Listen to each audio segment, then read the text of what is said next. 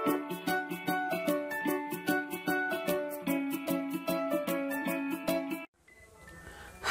I am Kaviraj from scoringtarget.com. In today's session, we are going to learn Prose 12, Two Gentlemen of Verona, Summary in Kannada, Part 2 for first PUC students presented by ಕವಿರಾಜರಿಗೆ. ಆತ್ಮೀಯ ವಿದ್ಯಾರ್ಥಿಗಳೇ, ತಮ್ಮೆಲ್ಲರಿಗೂ ಇವತ್ತಿನ ತರಗತಿಗೆ ಸ್ವಾಗತ ಬಯಸ್ತಾ ಇವತ್ತಿನ ತರಗತಿಯಲ್ಲಿ ನಾವು PUC ಫಸ್ಟ್ ಇಯರ್ಗಾಗಿ ಇರ್ತಕ್ಕಂಥ 12ನೇ chapter two gentlemen of Verona ಪಾಠದ ಪಾರ್ಟ್ 2 ಕನ್ನಡ ಸಾರಾಂಶವನ್ನು ಇವತ್ತು ಕಲಿತಾ ಇದ್ವಿ. ಈಗಾಗಲೇ ಈ ಪಾಠಕ್ಕೆ ಸಂಬಂಧಪಟ್ಟಂತೆ ಪಾರ್ಟ್ 1 ವಿಡಿಯೋಲ್ಲಿ ಇದರ ಒಂದು ಅರ್ಧ ಪಾಠವನ್ನು ಕನ್ನಡ ರೂಪದಲ್ಲಿ ಸಾರಾಂಶದಲ್ಲಿ ವಿಡಿಯೋ ಮಾಡಿದ್ದೀನಿ. ಆ ವಿಡಿಯೋನ ನೋಡಬೇಕಂದ್ರೆ ಅದರ ಲಿಂಕನ್ನು ಕಾಮೆಂಟ್ ಬಾಕ್ಸಲ್ಲಿ ಕೊಟ್ಟಿದ್ದೀನಿ, ನೋಡ್ಬೋದು. ಸೊ ಪಾರ್ಟ್ 1 ನೋಡಿದಾಗ ಮಾತ್ರ ಇವತ್ತಿನ ಈ ಪಾರ್ಟ್ 2 ನಿಮಗೆ ಅರ್ಥ ಆಗುತ್ತೆ. ಈಗಾಗಲೇ PUC ಫಸ್ಟ್ ಇಯರ್ಗೆ ಸಂಬಂಧಪಟ್ಟಂತೆ 1 ರಿಂದ 11 ಚಾಪ್ಟರ್ಗಳನ್ನು ಕಂಪ್ಲೀಟ್ ಮಾಡಿದ್ದೀನಿ. ಅದು ಪೊಯಮ್ ಆಗಿರ್ಬೋದು ಮತ್ತು ಪ್ರೋಸ್ ಆಗಿರ್ಬೋದು. ಅಷ್ಟೇ ಅಲ್ಲದೆ ಆ ಪಾಠಗಳು ಮತ್ತು ಪದ್ಯಗಳಿಗೆ ಸಂಬಂಧಪಟ್ಟಂತೆ ಪ್ರಶ್ನೋತ್ತರ ವಿಡಿಯೋಗಳು ಮಾಡಿದ್ದೀನಿ. ಅವನ್ನೆಲ್ಲವನ್ನ ನೋಡಬೇಕಂದ್ರೆ ಅದರ ಲಿಂಕನ್ನು ಕಾಮೆಂಟ್ ಬಾಕ್ಸಲ್ಲಿ ಕೊಡ್ತೀನಿ, ನೋಡ್ಬೋದು. ಸೊ ಇವತ್ತು ನಾವು ಪಾರ್ಟ್ 2 ಕಂಟಿನ್ಯೂ ಮಾಡ್ತಾ ಇದ್ವಿ. ಪಾರ್ಟ್ 1ನಲ್ಲಿ ನಾವು ಎಲ್ಲಿವರೆಗೆ ಕಲ್ತ್ಕೊಂಡಿದ್ವಿ ಅಂದರೆ, ಇಲ್ಲಿ ಈ ಪಾಠದಲ್ಲಿ ಬರ್ತಕ್ಕಂಥ ಇಬ್ಬರು ಬಾಲಕರು ಅಂದರೆ ನಿಕೋಲಾ ಮತ್ತು ಜೋಕೋಪೋ ಅವರು ಏನು ಮಾಡ್ತಾರೆ, ಈ ಲೇಖಕರ ಒಂದು ಸಹಾಯವನ್ನು ತೆಗೆದುಕೊಂಡು ಪೊಲೆಟಾ ಅಂತಕ್ಕಂಥ ಹಳ್ಳಿ, ಅಂದರೆ ಈ ವೆರೋನಾದಿಂದ 30 ಕಿಲೋಮೀಟರ್ ದೂರ ಇರ್ತಕ್ಕಂಥ ಪೊಲೆಟಾ ಅಂತಕ್ಕಂಥ ಹಳ್ಳಿಗೆ ಅವ್ರು ಹೋಗಬೇಕಂತ ಇರ್ತಾರೆ. ಸೊ ಲೇಖಕರು ತಾವೇ ಸ್ವತಃ ಡ್ರೈವರ್ ಆಗಿ ಕಾರಲ್ಲಿ ಕೂತ್ಕೊಂಡು ಅವರನ್ನು ಕರ್ಕೊಂಡು ಹೋಗ್ತಾರೆ. ಸೊ ಅಲ್ಲಿಂದ ಏನಾಗುತ್ತೆ ಅನ್ನೋದು ಇವತ್ತಿನ ಈ ಪಾಠ. ಸೊ ನೋಡ್ತಾ ಇದ್ದೀವಿ, ಈಗ ನಾವು ಈ ಪಾಠದ ಪೇಜ್ ನಂಬರ್ 105ರಿಂದ ಪ್ರಾರಂಭ ಮಾಡ್ತಿದ್ವಿ. ಸೊ ನಿಮ್ಮ ಇಂಗ್ಲೀಷ್ ಟೆಕ್ಸ್ಟ್ ಬುಕ್ಕಲ್ಲಿ ಕೂಡ ನೋಡ್ಬೋದು, page number 105. The following afternoon, we drove to the teeny picturesque village at a high upon the hillside amidst the sheltering chestnuts groves with a few pines on the upper slopes and a deep blue lake beneath ಅಂತ ಇದೆ. So ಇಲ್ಲಿ ಪಿಕ್ಚರ್ಸ್ಕ್ಯೂ ಅಂದರೆ ಏನು, ಒಂದು ಆಕರ್ಷಕವಾದ ಅಂತ ನಾವು ಹೇಳ್ತೀವಿ. ಇನ್ನು ಪೈನ್ಸ್ ಅಂದರೆ ಅದು ಮರದ ಹೆಸರು. ಪೈನ್ಸ್ ಅಂದರೆ ನಾವು ಕಾಮನ್ ಆಗಿ ದೇವದಾರು ಮರಗಳು ಅಂತ ನಾವು ಕನ್ನಡದಲ್ಲಿ ಹೇಳ್ತೀವಿ. ಆಮೇಲೆ ಚೆಸ್ಟ್ನಟ್ ಅಂತ ಹೇಳಿದೆ ನೋಡಿ, ಒಂದು ವರ್ಡ್ ಇದೆ, ಯಾವುದು, ಓಕೆ ಎಲ್ಲಿದೆ, ಚೆಸ್ಟ್ನಟ್ ಗ್ರೋವ್ ಅಂದರೆ ನಾವು ಈ ಕಾಜುಗಳು ಇರ್ತಕ್ಕಂಥ ಒಂದು ತೋಟ ಅಂತ ಹೇಳ್ತೀವಿ. ಸೊ ಲೇಖಕರು ಏನು ಮಾಡ್ತಾರೆ, ಆ ಇಬ್ಬರು ಬಾಲಕರನ್ನ, ಜೋಕೋಬೋ ಮತ್ತು ಇನ್ನೊಬ್ಬ ಬಾಲಕನ ಇರ್ತಕ್ಕಂಥ ನಿಕೋಲನ್ನ ಇಬ್ಬರನ್ನ ಕಾರಲ್ಲಿ ಕೂರಿಸ್ಕೊಂಡು ಅವರು ಆ ಒಂದು ಪೊಲೆಟಾ ಅಂತಕ್ಕಂಥ ಹಳ್ಳಿಗೆ ಹೋಗ್ತಾ ಇರ್ತಾರೆ. ಆನ್ ದ ವೇದಲ್ಲಿ ಅವರು ಈ ಹಿಲ್ ಸೈಡನ್ನು ಅಂದರೆ ಈ ಪರ್ವತಗಳಿಂದ ಕೂಡಿದಂಥ ಏರಿಯಾವನ್ನು, ಅಲ್ಲಿ ಇರ್ತಕ್ಕಂಥ ಕಾಜು ತೋಟಗಳನ್ನು, ಆ ಒಂದು ಎಲ್ಲ ಒಂದು ಹಳ್ಳಿಯ ಆಕರ್ಷಕವಾದ ವಾತಾವರಣ ದಾಟ್ಕೊಂಡು ಮುಂದ್ಗಡೆ ಹೋಗ್ತಾ ಇರ್ತಾರೆ. I imagine that our destination would be some humble dwelling. So ಲೇಖಕರು ಅನ್ಕೋತಾರೆ, ಇಲ್ಲಿ ಡ್ವೆಲ್ಲಿಂಗ್ ಅಂದ್ರೇನು, ವಾಸಿಸೋದು. ಈ ಹುಡುಗರು ಹೋಗ್ತಕ್ಕಂಥ ಒಂದು ಹಳ್ಳಿ, ಆ ಒಂದು ಮನೆ ತುಂಬ ಗುಡಿಸಲಿಂದ ಕೂಡಿದಂಥ ಒಂದು ಬಡತನದ ಮನೆ ಇರಬಹುದು ಅಂತ ಲೇಖಕರು ಅನ್ಕೋತಾರೆ.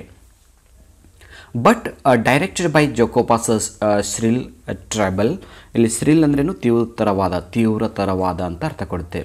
V drew up at a large red roofed villa. So ಇಲ್ಲಿ ವಿಲ್ಲಾ ಅಂದರೆ ಏನು, ಒಂದು ತೋಟದ ಒಂದು ಮನೆ ಅಂತ ಹೇಳ್ತೀವಿ. ಸೊ ಅಲ್ಲಿ ಲೇಖಕರು ಏನು ಮಾಡ್ತಾರೆ, ಅಲ್ಲಿ ಹೋದಾಗ ಅಲ್ಲಿ ಗೊತ್ತಾಗುತ್ತೆ, ಒಂದು ವಿಶಾಲವಾದಂಥ ಒಂದು ತೋಟದ ಮನೆ ಇರುತ್ತೆ. ಅಲ್ಲಿ ಒಂದು ಗ್ರೀನ್ ರೂಫ್ ಕಟ್ತಕ್ಕಂಥ ಅಲ್ಲಿ ದಾಟ್ಕೊಂಡು ಅಲ್ಲಿ ಮುಂದ್ಗಡೆ ಹೋಗ್ತಾರೆ. Surrounded by a high stone wall. So ಆ ಒಂದು ತೋಟದ ಮನೆಯ ಪಕ್ಕದಲ್ಲಿ ಒಂದು ದೊಡ್ಡದಾದ ಒಂದು ಕಲ್ಲಿನ ಗೋಡೆ ಇರುತ್ತೆ. I could scarcely believe my eyes, and before I could recover breath, my two passengers had leaped nimbly from the car. ನಿಂಬ್ಲಿ ಅಂದರೆ ಚುರುಕಾಗಿ, ಅಂದರೆ ಈ 2 ಪ್ಯಾಸೆಂಜರ್ಸ್ ಅಂದರೆ ಯಾರಲ್ಲಿ, ಆ ಇಬ್ಬರು ಬಾಲಕರೇ ಮಾಡ್ತಾರೆ, ಕಾರಿಂದ ಚುರುಕಾಗಿ ಬೇಗನೆ ಆ ಕಾರಿಂದ ಇಳಿತಾರೆ. ಲೇಖಕರಿಗೆ ಇದೆಲ್ಲ ನಂಬಲಿಕ್ಕೆ ಆಗೋದಿಲ್ಲ. ಅಲ್ಲಿನ ಒಂದು ಸನ್ನಿವೇಶವನ್ನು ನೋಡಿಕೊಂಡು ಲೇಖಕರಿಗೆ ನಂಬಕ್ಕಾಗಲಿಲ್ಲ. ಯಾಕಂದರೆ ಇವರು ಯಾವುದೋ ಒಂದು ಚಿಕ್ಕ ಗುಡಿಸಲಿಗೆ ಹೋಗ್ಬೋದು ಅಂತ ಅಂದ್ಕೊಂಡಿದ್ರು, ಬಟ್ ಅದು ಒಂದು ದೊಡ್ಡದಾದ ಮನೆಯಾಗಿತ್ತು. ಸೊ ಇದು ನೋಡಿ ಲೇಖಕರಿಗೆ ಸರ್ಪ್ರೈಸ್ ಅನಿಸುತ್ತೆ. ನೆಕ್ಸ್ಟ್ ಏನಾಗುತ್ತೆ, we shall not be a long sir, perhaps only an hour. So ಆ ಹುಡುಗರು ಕಾರಿಂದ ಇಳಿದು ಹೇಳ್ತಾರೆ, ನಾವು ನಿಮಗೆ ತುಂಬ ಕಾಯಿಸೋದಿಲ್ಲ, 1 ತಾಸಲ್ಲಿ ನಾವು ಬರ್ತೀವಿ, ಅಲ್ಲಿವರೆಗೆ ನೀವು ಇಲ್ಲೇ ಕಾರ್ ಹತ್ತಿರ ವೆಯ್ಟ್ ಮಾಡಿ ಅಂತ ಆ ಲೇಖಕರನ್ನು ಅಲ್ಲೇ ಬಿಟ್ಟು ಆ ಇಬ್ಬರು ಬಾಲಕರು ಆ ತೋಟದ ಮನೆ ಕಡೆಗೆ ಹೋಗ್ತಾರೆ. Maybe you would like to go to the cafe in the village for a drink. Cafe ಅಂದರೆ ಅಲ್ಲಿ ಇರ್ತಕ್ಕಂಥ ಒಂದು ಹೋಟೆಲ್ಗೆ ಹೋಗಿ ಅಲ್ಲಿವರೆಗೆ ನೀವು ಟೀ ಕುಡ್ಕೊಂಡು ಬರ್ಬೋದು ಅಂತ ಈ ಇಬ್ಬರು ಬಾಲಕರು ಲೇಖಕರಿಗೆ ಹೇಳಿ ಅಲ್ಲಿಂದ ಹೊರಡ್ತಾರೆ. They disappeared beyond the corner of the wall. ಆ ಕಲ್ಲಿನ ಗೋಡೆಯ ಪಕ್ಕದಲ್ಲಿ ಅವರು ಇಬ್ಬರು ಹುಡುಗರು ಹೋಗ್ತಾರೆ, ಆ ತೋಟದ ಮನೆಗೆ ಹೋಗ್ತಾರೆ.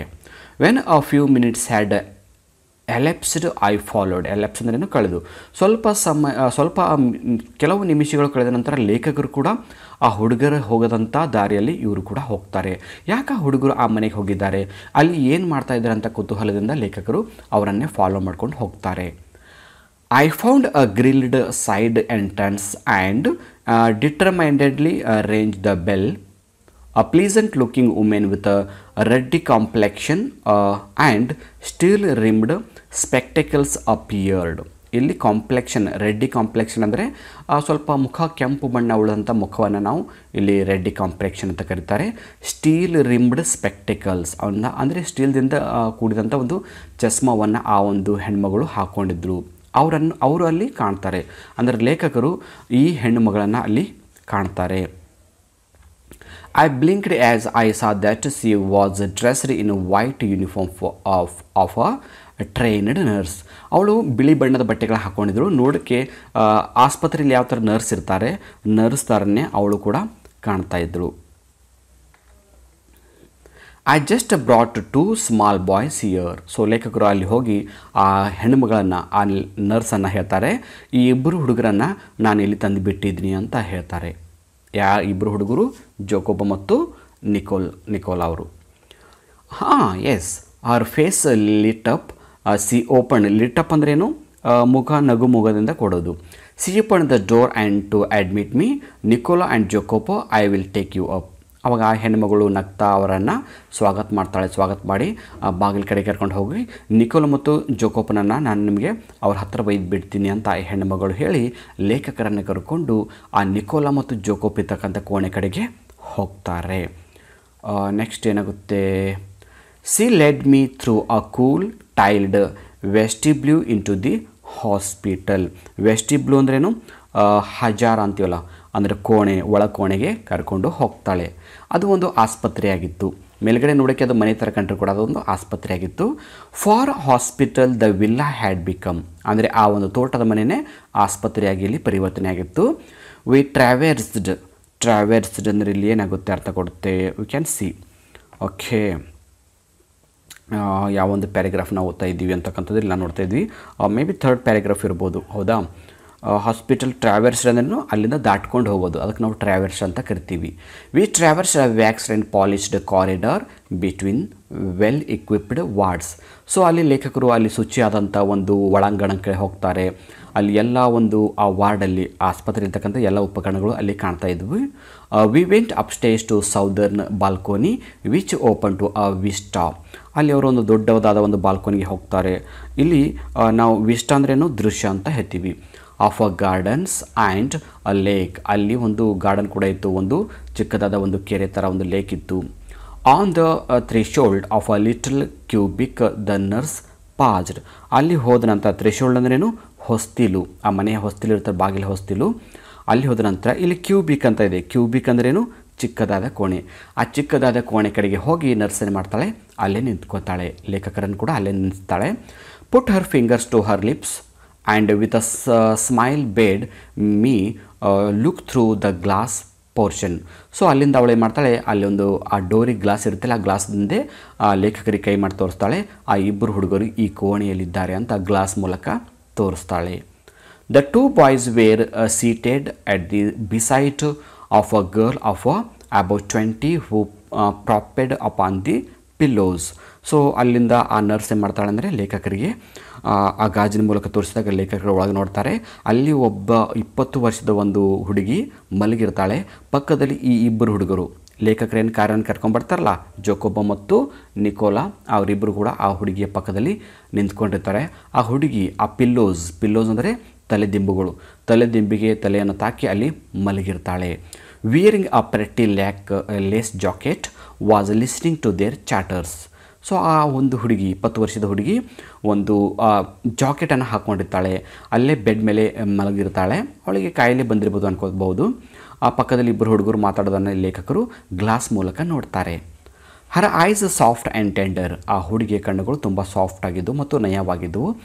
Despite the faint flush high up on the her cheek bones. ಇಲ್ಲಿ ಚೀಕ್ ಬೋನ್ಸ್ ಅಂದರೆ ಏನು, ಮೂಳೆಗಳು ಅಂತೀವಿ, ಅಂದರೆ ಈ ಗಲ್ಲದ ಮೂಳೆಗಳು ಅಂತ ನಾವಿಲ್ಲಿ ಅನ್ಕೋತೀವಿ, ಕೆನ್ನೆಯ ಮೂಳೆಗಳು ಅಂತ ನಾವು ಕೂಡ ಕನ್ನಡದಲ್ಲಿ ಹೇಳ್ತೀವಿ.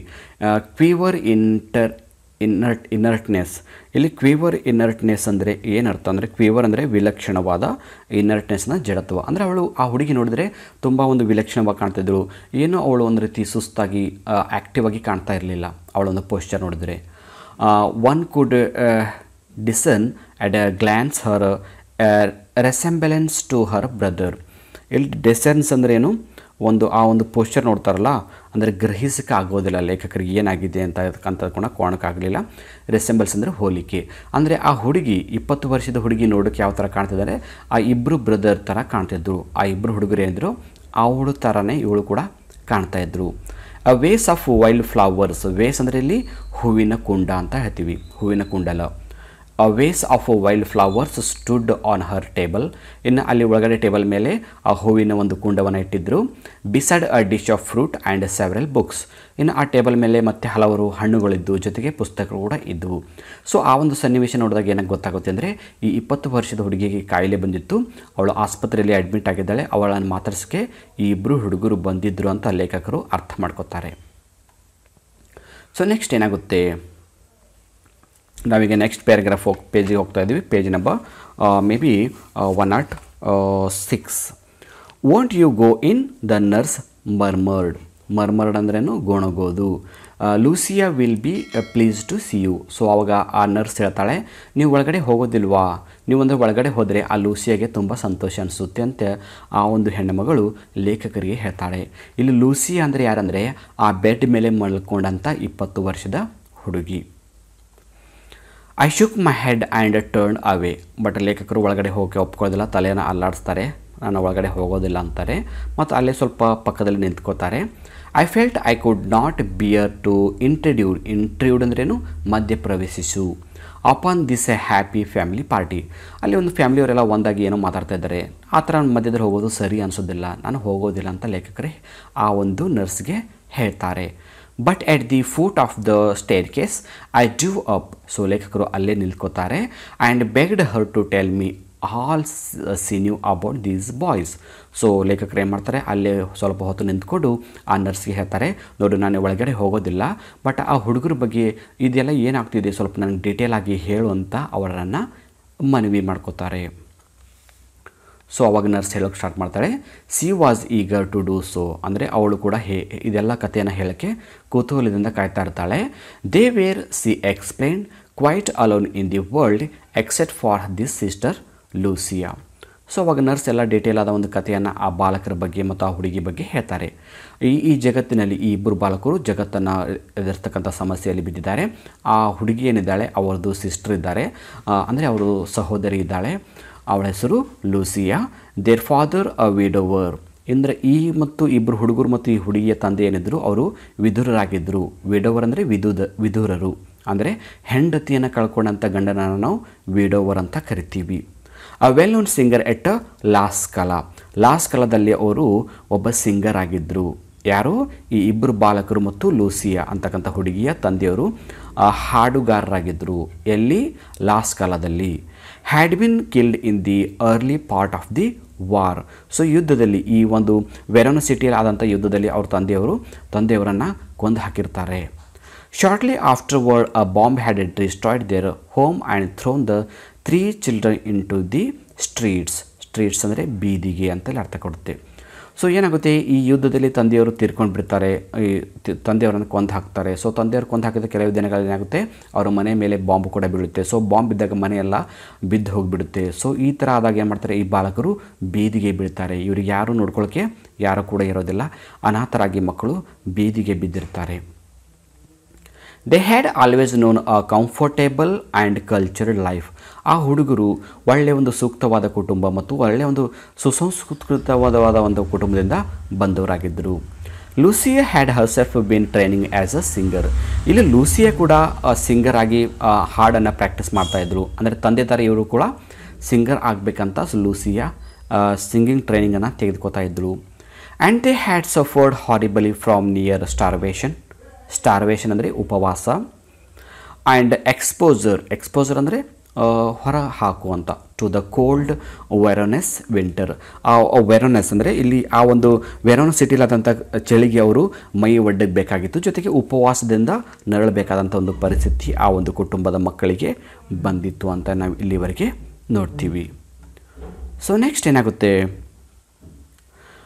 For months they had barely kept themselves alive in sort of a shelter they built with their own hands amidst the rubble. ಅಂದರೆ ಅವಶೇಷಗಳು. ಸೊ ಕೊನೆಗೆ ಏನು ಮಾಡ್ತಾರೆ, ಈ ಮಕ್ಕಳು ಬೀದಿಗೆ ಬಿದ್ದಂಥ ಈ ಮಕ್ಕಳು ಅಲ್ಲಿ ಬಿದ್ದಂಥ ಅವಶೇಷಗಳು ಅಂದರೆ ಅಲ್ಲಿ ಬಿದ್ದಂಥ ವೇಸ್ಟ್ ವಸ್ತುಗಳನ್ನು ತೆಗೆದುಕೊಂಡು ತಮ್ಮದೇ ಆದ ಒಂದು ಚಿಕ್ಕ ಗುಡಿಸಲನ್ನು ಕಟ್ಟಿಕೊಂಡು ತಮ್ಮ ಜೀವನವನ್ನು ನಡೆಸ್ತಾರೆ. ದೆನ್ ದ ಜರ್ಮನ್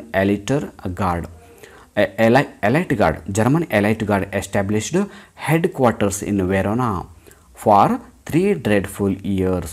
ಸೊ ಮುಂದೆ ಏನಾಗುತ್ತೆ ಅಂದರೆ ಈ ಯುದ್ಧ ಆದ ನಂತರ ಈ ಜರ್ಮನ್ ದೇಶದ ಎಲೈಟ್ ಗಾರ್ಡ್ ಅವರು ಈ ಒಂದು ವೆರೋನಾ ಸಿಟಿಯನ್ನು ಆಕ್ರಮಿಸಿಕೊಂಡು ಅವರೇ 3 ವರ್ಷದವರೆಗೆ ಆಳ್ತಾ ಇರ್ತಾರೆ. ದ ಸಿಟಿ ವಿತ್ ರೂತ್ಲೆಸ್ ಸೆವೆರಿಟಿ ಅಂದರೆ ತುಂಬ ನಿರ್ದಯವಾಗಿ ಅವರು ತಮ್ಮ ಆಳ್ವಿಕೆಯನ್ನು ಮಾಡಿ ಅಲ್ಲಿನ ಜನರನ್ನು ತುಂಬ ತೊಂದರೆ ಕೊಡ್ತಿದ್ರು ಅಂತ ನಮ್ಗೆ ಗೊತ್ತಾಗುತ್ತೆ. ಯಾರು ತೊಂದರೆ ಕೊಡ್ತಿದ್ರು? ಜರ್ಮನ್ನ ಎಲೈಟ್ ಗಾರ್ಡ್ ಅವರು ಈ ಒಂದು ಪ್ರಾಂತ್ಯವನ್ನು ವಶಪಡಿಸಿಕೊಂಡು ತೊಂದರೆಯನ್ನು ಕೊಡ್ತಾಯಿದ್ರು. The boys grew to hate those harsh, unwanted masters, and when the resistance movement began secretly to form, they were among the first to join.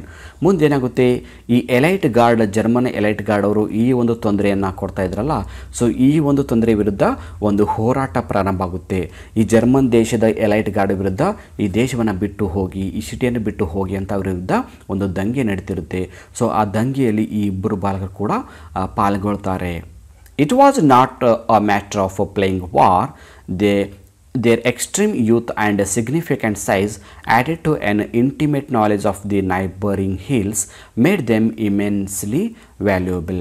So ಈ ಹುಡುಗರು ಕೂಡ ಆ ಒಂದು ಹೋರಾಟದಲ್ಲಿ ಭಾಗವಹಿಸಿ ಅವರು ಕೂಡ ತಮ್ಮ ಒಂದು ಚಿಕ್ಕ ವಯಸ್ಸಿದ್ದರೂ ಕೂಡ ತಮ್ಮ ಒಂದು ಅಳಿಲು ಸೇವೆಯನ್ನು ಮಾಡ್ತಕ್ಕಂಥ ಪ್ರಯತ್ನವನ್ನು ಮಾಡ್ತಾರೆ.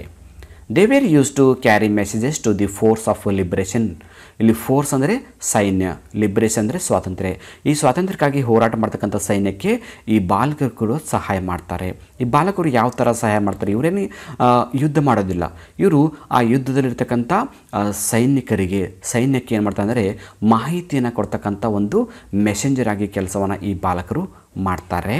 And more dangerous still to ferret out information on the movements of the German troop.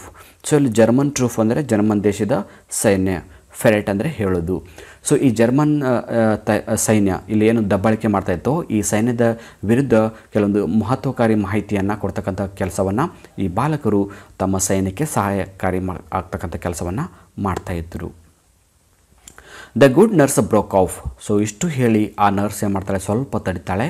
Har ice moist ಅಂದ್ರೇನು? ತೇವದಿಂದ ಕೊಡೋದು, ಹಸಿಯಾಗೋದು. ಸೊ ಇಷ್ಟೆಲ್ಲ ಹೇಳ್ತಾ ಆ ನರ್ಸ್ನ ಕಣ್ಣುಗಳು ತುಂಬಿ ಬರುತ್ತೆ. ಅವಳು ಕೂಡ ತುಂಬ ದುಃಖದಿಂದ ಕಣ್ಣುಗಳು ತುಂಬ್ಕೊಂಡ್ಬರ್ತಾವೆ. Then with even deeper feelings she went down. ತುಂಬ ದುಃಖದಲ್ಲೇ ಮತ್ತೆ ತನ್ನ ಮಾತನ್ನು ಹೇಳ್ತಾಳೆ. ಇಷ್ಟು ಮೇಲಿನ ಮಾತೆಲ್ಲ ಹೇಳಿದ್ದು ಈ ನರ್ಸೇ. ಬಟ್ ಇಷ್ಟೆಲ್ಲ ಹೇಳ್ತಿರ್ಬೇಕಾದ್ರೆ ಅವಳಿಗೆ ತುಂಬ ದುಃಖ ಆಗುತ್ತೆ. ಈ ಇಬ್ಬರು ಬಾಲಕರು ಮತ್ತು ಆ ಲೂಸಿ ಅಂತಕ್ಕಂಥ ಹುಡುಗಿ ಎಷ್ಟು ಕಷ್ಟವನ್ನು ಈ ಯುದ್ಧದ ಸಮಯದಲ್ಲಿ ಅನುಭವಿಸಿದ್ರು ಅಂತಕ್ಕಂಥ ಹೇಳ್ತಾ ಅವಳಿಗೆ ತುಂಬ ದುಃಖದ ಜೊತೆಗೆ ಕಣ್ಣೀರು ಕೂಡ ಬರುತ್ತೆ. ಅಷ್ಟೇ ಹೇಳ್ತಾ ಮತ್ತೆ ಅವಳು ಮುಂದೆ ಕಂಟಿನ್ಯೂ ಮಾಡ್ತಾಳೆ. ಮುಂದೆ ಏನು ಹೇಳ್ತಾಳೆ? I need not tell you how fine they were these infants ಅಂದರೆ ಶಿಶುಗಳು, ಚಿಕ್ಕ ಮಕ್ಕಳು ಅಂತ. How they went in the darkness through the mountain passes with a letter in their shoes which might cause them to be shot. and ಇಷ್ಟು ಹೇಳ್ತಾ ಅಂದರೆ ಅವ್ರು ಹೇಳ್ತಾರೆ ಈ ಇಬ್ಬರು ಬಾಲಕರು ಒಂದು ಸೈನ್ಯಕ್ಕೆ ಸಹಾಯ ಮಾಡೋ ಸಮಯದಲ್ಲಿ ಏನು ಮಾಡ್ತಾರೆ ಅಂದರೆ ಈ ಮಾಹಿತಿಯನ್ನು ಕೊಡೋ ಸಲುವಾಗಿ ತಮ್ಮ ಶೂಸ್ಗಳಲ್ಲಿ ಲೆಟರ್ಗಳನ್ನು ಇಟ್ಕೊಂಡು ಆ ಒಂದು ತಮ್ಮ ಸೈನ್ಯಕ್ಕೆ ಕೊಡ್ತಾ ಇದ್ರು. ಈ ಶೂಸಲ್ಲಿ ಯಾಕೆ ಇಟ್ಕೊಂಡು ಹೋಗ್ತಿದ್ದೆ ಅಂದರೆ ಈ ಜರ್ಮನ್ ಎಲೈಟ್ ಅವರಿಗೆ ಗೊತ್ತಾದರೆ ಅವರು ಕೊಂದು ಹಾಕ್ತಾರೆ ಅಂತಕ್ಕಂಥ ಭಯದಿಂದ ಈ ಮಾಹಿತಿಯನ್ನು ಶೂಸಲ್ಲಿ ಇಟ್ಕೊಂಡು ತಮ್ಮ ಸೈನ್ಯಕ್ಕೆ ಕೊಡ್ತಕ್ಕಂಥ ಕೆಲಸವನ್ನು ಈ ಇಬ್ಬರು ಹುಡುಗರು ಮಾಡ್ತಾಯಿದ್ರು. ಇದು ತುಂಬ ಅಪಾಯಕಾರಿಯಾದ ಕೆಲಸ ಆಗಿತ್ತು. ಯಾಕಂದರೆ ಈ ಜರ್ಮನ್ ಎಲೈಟ್ದವರು ಈ ವೆರೋನಾ ಸಿಟಿಯನ್ನು ಆಳ್ತಾ ಇದ್ದರು. ಸೊ ಆಳೋರ ವಿರುದ್ಧ ಇಂಥ ಹೋರಾಟ ಮಾಡೋದು ತುಂಬಾ ಕಷ್ಟದಿಂದ ಕೂಡಿತ್ತು. And we had peace at last they came back to their beloved sister. So 3 ವರ್ಷಗಳ ನಂತರ ಕೊನೆಗೆ ಏನಾಗುತ್ತೆ, ಈ ಜರ್ಮನ್ ಎಲೈಟ್ ಸೈನ್ಯದವರು ಏನು ಮಾಡ್ತಾರೆ, ಈ ವೆರಾನ್ ಸಿಟಿಯನ್ನು ಬಿಟ್ಟು ವಾಪಸ್ ಹೋಗ್ತಾರೆ. ಇಲ್ಲಿ ಸ್ವಾತಂತ್ರ್ಯ ಸಿಗುತ್ತೆ. ಸೊ ಸ್ವಾತಂತ್ರ್ಯ ಸಿಕ್ಕ ನಂತರ ಇಲ್ಲಿ ಶಾಂತಿ ನೆಲೆಸುತ್ತೆ. ಕೊನೆಗೆ ಈ ಇಬ್ಬರು ಬಾಲಕರು ಏನು ಮಾಡ್ತಾರೆ, ತಮ್ಮ ಸಹೋದರಿಯನ್ನು ಹುಡ್ಕೊಂಡು ಬರ್ತಾರೆ. ಯಾರು, ಈ ಲೂಸಿಯಾ ಇರ್ತಾಳಲ್ಲ, ಅವರನ್ನು ಹುಡ್ಕೊಂಡು ಬರ್ತಾರೆ. They found her suffering from tuberculosis. Tuberculosis ಅಂದರೆ ಕ್ಷಯ ರೋಗ ಅಂತ ಹೇಳ್ತೀವಿ. Of the spine contracted during the miseries of the war. ಈ ಯುದ್ಧ ನಡೆಯೋ ಅವಧಿಯಲ್ಲಿ ಅವರ ಒಂದು ಸಿಸ್ಟರ್ಗೆ ಏನಾಗಿತ್ತಂದರೆ ಈ ಕ್ಷಯ ರೋಗ ಬಂದಿತ್ತು. ಕ್ಷಯ ರೋಗದಿಂದ ಅವರು ಬಳಲ್ತಾ ಇದ್ದರು. ಸೊ ಕ್ಷಯ ರೋಗ ವಾಸಿ ಮಾಡೋ ಸಲುವಾಗಿ ಆ ಇಬ್ಬರು ಬಾಲಕರು ಏನು ಮಾಡ್ತಾರೆ ಅಂದರೆ, ಈ ಲೂಸಿಯಾ ಅಂತಕ್ಕಂಥ ತಮ್ಮ ಸಿಸ್ಟರನ್ನು ಈ ನರ್ಸ್ ಹತ್ರ ತಂದು ಬಿಟ್ಟಿರ್ತಾರೆ. ಸೊ ನೆಕ್ಸ್ಟ್ ಏನಾಗುತ್ತೆ, she passed, took a quick breath. So ಇಷ್ಟೆಲ್ಲ ಹೇಳ್ತಾ ಅವಳಿಗೆ ತುಂಬ ದುಃಖ ಆಗಿ ಮತ್ತೆ ಸ್ವಲ್ಪ ಸೈಲೆಂಟ್ ಆಗ್ತಾಳೆ. ಸೈಲೆಂಟಾಗಿ ಸ್ವಲ್ಪ ಉಸಿರಾಡಿ ಮತ್ತೆ ಹೇಳ್ತಾಳೆ, did they give up, I do not have to answer that question ಅಂತ ಹೇಳ್ತಾಳೆ. ಅಂದರೆ ಇಷ್ಟು ಯುದ್ಧ ಮಾಡ್ತಾ ಅವರು ತನ್ನ ಸಹೋದರಿಗೆ ಈ ಒಂದು ಕ್ಷಯರೋಗ ಬಂದಿದ್ದಕ್ಕೆ ಇಲ್ಲಿಗೆ ಅವರು ಬಿಟ್ರೇನು ತಮ್ಮ ಪ್ರಯತ್ನ, ಆ ಒಂದು ಪ್ರಶ್ನೆಗೆ ಉತ್ತರ ಕೊಡೋಕ್ಕೆ ಆಗೋದಿಲ್ಲ ಅಂತಕ್ಕಂಥ ಒಂದು ಮಾತನ್ನು ಇಲ್ಲಿ ನರ್ಸ್ ಹೇಳ್ತಾಳೆ ಲೇಖಕರಿಗೆ. They brought her here, persuaded us to take her into the hospital. Persuaded ಅಂದ್ರೇನು, ಮನವೊಲಿಸೋದು. In the 12 months she had been our patient, she has made good progress. There is every hope that one day she will walk and sing again. So ಕೊನೆಗೆ ಏನು ಮಾಡ್ತಾರೆ, ತನ್ನ ಸಹೋದರಿ ಈ ಕ್ಷಯರೋಗದಿಂದ ಬಳಲ್ತಿರೋದನ್ನು ನೋಡಿದಂಥ ಈ ಇಬ್ಬರು ಬಾಲಕರು ಈ ಒಂದು ನರ್ಸ್ ಹತ್ರ ತಂದು ಅವಳನ್ನು ಬಿಡ್ತಾರೆ. ಜೊತೆಗೆ ಈ ಆಸ್ಪತ್ರೆಗೆ ಅಡ್ಮಿಟ್ ಮಾಡ್ತಾರೆ. ಒಂದು 12 ತಿಂಗಳವರೆಗೆ ಇದೇ ಆಸ್ಪತ್ರೆಯಲ್ಲಿ ಅವಳನ್ನು ಅಡ್ಮಿಟ್ ಮಾಡ್ತಾರೆ. 12 ತಿಂಗಳ ನಂತರ ಅವಳ ಒಂದು ಆರೋಗ್ಯದಲ್ಲಿ ಸ್ವಲ್ಪ ಮಟ್ಟಿನ ಸುಧಾರಣೆ ಕಂಡು ಬರುತ್ತೆ. ಒಂದು ದಿವಸ ಅವಳಿಗೆ ಈ ಕಾಯಿಲೆ ವಾಸಿಯಾಗಿ ಮತ್ತೆ ಮೊದಲಿನ ಥರ ನಡೀತಾಳೆ, ಮತ್ತೆ ಮೊದಲಿನ ಥರ ಹಾಡನ್ನು ಹಾಡ್ತಾಳೆ ಅಂತಕ್ಕಂಥ ಆಶಾಭಾವನೆ ಇಟ್ಕೊಂಡು ಆ ಇಬ್ಬರು ಹುಡುಗರು ಈ ನರ್ಸ್ನ ಹತ್ರ ಆಸ್ಪತ್ರೆಗೆ ತಂದು ಅಡ್ಮಿಟ್ ಮಾಡಿದ್ದನ್ನು ಇಲ್ಲಿ ನಾವು ಕಾಣ್ತಾ ಇರ್ತೀವಿ. ಅಂದರೆ ಯುದ್ಧದಿಂದ ಎಷ್ಟು ಜನಸಾಮಾನ್ಯರು ಕಷ್ಟವನ್ನು ಅನುಭವಿಸಿದ್ರು ಅಂತಕ್ಕಂಥದ್ದು ಲೇಖಕರು ಈ ಪಾಠದ ಮೂಲಕ ಹೇಳ್ತಾ ಇದ್ದಾರೆ. ಸೊ ನೆಕ್ಸ್ಟ್ ಏನಾಗುತ್ತೆ, of course everything is so difficult now, food so scare and dear, we could not keep going unless we charged a fees. So ಕೊನೆಗೆ ಈ ಇಬ್ಬರು ಬಾಲಕರು ಆ ಹುಡುಗಿನ ಆಸ್ಪತ್ರೆಗೆ ತಂದಾಗ ಇಲ್ಲಿ ನರ್ಸ್ ಹೇಳ್ತಾರೆ, ಇಲ್ಲಿ ಊಟದ ಸಮಸ್ಯೆ ಇದೆ, ಯಾಕಂದರೆ ತುಂಬ ಕಷ್ಟ ಇದೆ, ಯುದ್ಧ ಆಗೆಲ್ಲ ತುಂಬ ಊಟದ ತೊಂದರೆ ಇದೆ, ಜೊತೆಗೆ ನಿಮ್ಮ ಈ ಹುಡುಗಿಯನ್ನು ನಾವು ಆಸ್ಪತ್ರೆಗೆ ಅಡ್ಮಿಟ್ ಮಾಡ್ಕೋಬೇಕಂದ್ರೆ ಫೀಸ್ ಕಟ್ಟಬೇಕಾಗುತ್ತೆ ಅಂತ ಹೇಳ್ತಾರೆ. ಬಟ್ ಈ ಬಾಲಕರು ಈಗಾಗಲೇ ತಂದೆಯನ್ನು ಕಳ್ಕೊಂಡಿದ್ದರು, ಮನೆಯನ್ನು ಕಳ್ಕೊಂಡಿದ್ದರು. ಸೊ ಅವ್ರ ಹತ್ರ ಈ ಆಸ್ಪತ್ರೆಗೆ ಕಟ್ಟಕ್ಕೆ ಫೀಸ್ ಎಲ್ಲಿದಿರುತ್ತೆ. 12 ತಿಂಗಳವರೆಗೆ ಆಸ್ಪತ್ರೆಗೆ ಫೀಸ್ ಕಟ್ಟೋದಂದರೆ ಸಾಮಾನ್ಯವಾದ ಕೆಲಸ ಅಲ್ಲ. But every week Lucia's brothers have made their payments. She added simply, I don't know what they do, I do not ask. Work is a scarce in Verona, but whatever it is I know they do it well. So ಈ ಹುಡುಗರು ಏನು ಮಾಡ್ತಾರೆ, ಹುಡುಗಿನ ತಂದರು ನಮ್ಮ ಹತ್ರ ಬಿಡ್ತಾರೆ. So ಅವ್ರಿಗೆ ಫೀಸ್ ಕಟ್ಟಬೇಕಾಗುತ್ತೆ ಅಂತ ಹೇಳಿದ್ವಿ. ಅವರು ಕೂಡ ಪ್ರತಿ ವಾರ ಬಂದು ಆ ಹುಡುಗಿ ಒಂದು ಆಸ್ಪತ್ರೆಗೆ ಏನು ಖರ್ಚಾಗುತ್ತೆ ಪ್ರತಿ ವಾರ ಬಂದು ಪೇಮೆಂಟನ್ನು ಕೊಡ್ತಾ ಇದ್ದಾರೆ. ನೀವು ಹೇಗೆ ದುಡಿತಾ ಇದ್ದೀರಾ, ಎಲ್ಲಿಂದ ನಿಮ್ಗೆ ದುಡ್ಡು ಬರ್ತಾ ಇದೆ, ನೀವು ಎಷ್ಟು ಕಷ್ಟಪಡ್ತಿದ್ದೀರ ಅಂತ ಯಾವ ಪ್ರಶ್ನೆ ಕೂಡ ನನ್ನಿಂದ ಕೇಳೋಕ್ಕೆ ಆಗಿಲ್ಲ ಅಂತ ನರ್ಸ್ ಹೇಳ್ತಾರೆ. ಯಾಕಂದರೆ ಈ ಹುಡುಗರು ಪ್ರಾಮಾಣಿಕವಾಗಿ ತಮ್ಮ ಒಂದು ಆಸ್ಪತ್ರೆ ಫೀಸನ್ನು ಕಟ್ತಾಯಿದ್ರು. ಪ್ರತಿ ವಾರ ತಪ್ಪದೆ ಬಂದು ಎಷ್ಟು ಫೀಸ್ ಆಗುತ್ತೆ ಅಷ್ಟು ಫೀಸನ್ನು ಕಟ್ತಕ್ಕಂಥ ಪ್ರಯತ್ನವನ್ನು ಮಾಡ್ತಿದ್ರು. ಯಾಕಂದರೆ ಈ ವೆರೋನಾ ಸಿಟಿಯಲ್ಲಿ ಯುದ್ಧ ಆದ ನಂತರ ಅಲ್ಲಿ ಯಾವುದೇ ಕೆಲಸಗಳು ಸಿಗ್ತಾ ಇರಲಿಲ್ಲ. ಸೊ ಕೆಲಸನೇ ಸಿಗ್ತಾ ಇಲ್ಲ ಅಂದರೆ ದುಡ್ಡು ಎಲ್ಲಿದ್ದು ಬರಬೇಕು. ಆದರೂ ಕೂಡ ಈ ಇಬ್ಬರು ಬಾಲಕರು ಹೇಗೆ ಪೇಮೆಂಟ್ ಕೊಡ್ತಾ ಇದ್ದಾರೋ ನನಗಂತೂ ಗೊತ್ತಿಲ್ಲ ಅಂತ ಆ ನರ್ಸ್ ಏನು ಮಾಡ್ತಾರೆ, ಲೇಖಕರ ಮುಂದೆ ಎಲ್ಲ ಆದಂಥ ಘಟನೆಯನ್ನು ವಿವರವಾಗಿ ಹೇಳ್ತಾಳೆ. Yes I agreed, they couldn't do it better. So ಅವಳು ಅಂದ್ಕೋತಾಳೆ, ಹೌದು ಆದರೂ ಕೂಡ ಆ ಇಬ್ಬರು ಹುಡುಗರು ಒಳ್ಳೆ ಕೆಲಸವನ್ನು ಮಾಡ್ತಿದ್ರು ಅಂತ ಹೇಳ್ತಾಳೆ. I waited outside until the boys rejoin me, then drove them back to the city. So ಕೊನೆಗೆ ಲೇಖಕರು ಸ್ವಲ್ಪ ಹೊತ್ತು ಹೊರಗಡೆ ಕಾಯ್ತಾರೆ, ಯಾವುದೇ ಕಾರಣಕ್ಕೂ ಒಳಗಡೆ ಹೋಗಲಿಲ್ಲ. ಸೊ ಕೊನೆಗೆ ಆ ಇಬ್ಬರು ಹುಡುಗರು ಹೊರಗಡೆ ಬಂದಾಗ ಅವ್ರ ಜೊತೆ ಕಲ್ತ್ಕೊಂಡು ವಾಪಸ್ ಏನು ಮಾಡ್ತಾರೆ, ವೆರೋನಾ ಸಿಟಿಗೆ ಅವರನ್ನು ಕಾರಲ್ಲಿ ಕೂತ್ಕೊಂಡು ಲೇಖಕರು ಆ ಇಬ್ಬರು ಹುಡುಗರನ್ನು ಕರ್ಕೊಂಡು ಹೋಗ್ತಾರೆ. ಕಾರಿನಲ್ಲಿ ಕೂತ್ಕೊಳ್ಳೋದಿರಬೇಕಾದ್ರೆ they sat beside me not speaking in a mood of quiet contentment ಅಂದರೆ ಸಮಾಧಾನ, ತೃಪ್ತಿ. ಸೊ ಆ ಇಬ್ಬರು ಹುಡುಗರು ಕಾರ್ನ ಹಿಂದ್ಗಡೆ ಸೀಟಲ್ಲಿ ಕೂತ್ಕೋತಾರೆ. ಇಲ್ಲಿ ಲೇಖಕರು ಆಗಲಿ ಅಥವಾ ಹುಡುಗರಾಗಲಿ ಯಾವುದೇ ಮಾತನ್ನು ಆಡಲಿಲ್ಲ. ಇವನ ಆ ಹುಡುಗರು ಕೂಡ ತಮ್ಮ ಕಷ್ಟವನ್ನು ಲೇಖಕರ ಮುಂದೆ ಹೇಳ್ಕೊಳ್ಳಿಲ್ಲ. ಇನ್ನು ಲೇಖಕರು ಕೂಡ ಅದೆಲ್ಲ ಕತೆ ಗೊತ್ತಾದರೂ ಕೂಡ ಅವರು ಆ ಹುಡುಗರ ಮುಂದೆ ಅದನ್ನು ಕೂಡ ಹೇಳಿಲ್ಲ. ನೋಡಿ ಮುಂದೆ ಏನಾಗುತ್ತೆ. For my part I did not say a word. So ಲೇಖಕರು ಕೂಡ ಯಾವುದೇ ಒಂದು ಮಾತನ್ನು ಕೂಡ ಹೇಳ್ತಕ್ಕಂಥ ಪ್ರಯತ್ನವನ್ನು ಅವರು ಇಲ್ಲಿ ಮಾಡಲಿಲ್ಲ ಅಂತ ನಾವು ನೋಡ್ತಿದ್ದೀವಿ. Okay, they sat beside me not speaking in a mood of quiet contentment. For my part I did not say a word. I knew they would prefer to feel that they had safely kept their secret. So ಲೇಖಕರು ಕೂಡ ಯಾವುದೇ ಮಾತು ಹೇಳಿಲ್ಲ. ಅವರು ಕೂಡ ನಮ್ಮ secret ಈ ಲೇಖಕರಿಗೆ ಗೊತ್ತಾಗಿಲ್ಲ ಅಂತ ತಗೊಂಡು ಸಮಾಧಾನದಿಂದ ಆ ಹುಡುಗರು ಕಾರಲ್ಲಿ ಕೂತ್ಕೋತಾರೆ. Yet this silent epic of youth devotion had touched my deeply. So ಈ ಹುಡುಗರು ಇಷ್ಟೆಲ್ಲ ಕಷ್ಟ ಇದ್ದರೂ ಕೂಡ ಲೇಖಕರ ಮುಂದೆ ಆ ನೋವನ್ನು ಹೇಳ್ಕೊಳ್ಳದೆ ತಮ್ಮ ನೋವನ್ನು ತಾವೇ ಅನುಭವಿಸಿ ತಾವೇ ಕಷ್ಟಪಟ್ಟು ದುಡಿದು ಈ ಆಸ್ಪತ್ರೆ ಫೀಸನ್ನು ಕಟ್ತಕ್ಕಂಥದ್ದು ನೋಡಿದರೆ ಲೇಖಕರಿಗೆ ತುಂಬ ಒಂದು ಡೀಪಾಗಿ ನೋವಾಗುತ್ತೆ, ತುಂಬ ಹಾರ್ಟ್ ಟಚ್ ಆಗುತ್ತೆ. War with its attendant horror had not broken their spirit. ಯುದ್ಧ ಇಷ್ಟೆಲ್ಲ ದುಷ್ಪರಿಣಾಮ ಬೀರಿದ್ರು ಕೂಡ ಆ ಹುಡುಗರಿರ್ತಕ್ಕಂಥ ಆ ಒಂದು ಸ್ಪಿರಿಟ್ ಏನಿದೆ, ಆ ಒಂದು ಚೈತನ್ಯ ಅಥವಾ ಸ್ಫೂರ್ತಿ ಏನಿದೆ, ಅದು ಮಾತ್ರ ಯಾವುದೇ ಕಾರಣಕ್ಕೂ ಯಾರಿಂದ ಕಿತ್ಕೊಳ್ಳೋಕ್ಕೆ ಆಗಲಿಲ್ಲ. And if an